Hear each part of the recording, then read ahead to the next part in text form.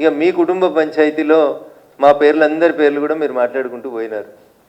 Yes, 100% మీరు ప్రస్తావించినటువంటి పేర్లలో దాదాపు అన్ని పేర్లు కూడా మీకు అందరికీ తెలుసు, మీ నాన్నగారికి కూడా తెలుసు.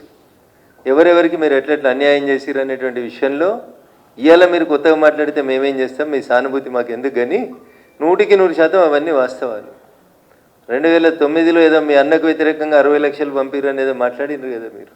ఇవన్నీ పాత చరిత్రనే. కొత్త చరిత్ర నాకు ఎమ్మెల్సీ ఎన్నికలలో 2009లో మహాకూటమి అభ్యర్థిగా ఇస్తే అప్పటి జిల్లా పార్టీ అధ్యక్షునిగా నన్ను ఎవరు ఓడగొట్టినో కూడా నేను పార్టీ అధ్యక్షుడైనటువంటి గౌరవనీయులు చంద్రశేఖరరావు గారికి చెప్పిన.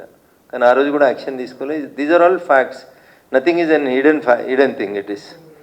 ఇందులో కొత్తగా ఆమె చెప్పింది ఏం కూడా లేదు.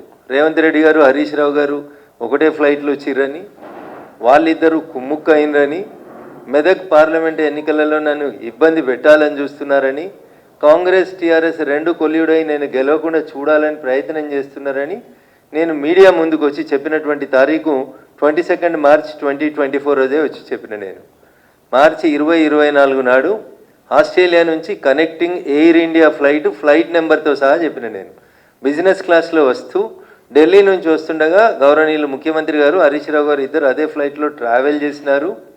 నన్ను ఓడగొట్టేందుకు ఇద్దరు ముచ్చట పెట్టుకున్నారనే విషయాన్ని నేను ఇవాళ కొత్తగా చెప్పలేదు. ఎన్నటి చెప్పిన, ఇది 22 మార్చి 2024లో చెప్పిన. నేను అదే విషయాన్ని ఈరోజు మళ్ళీ కవిత గారు కూడా ఎండార్స్ చేసినారు తప్ప ఇందులో కొత్త విషయం ఏముందని నేను అనుకుంటలేను.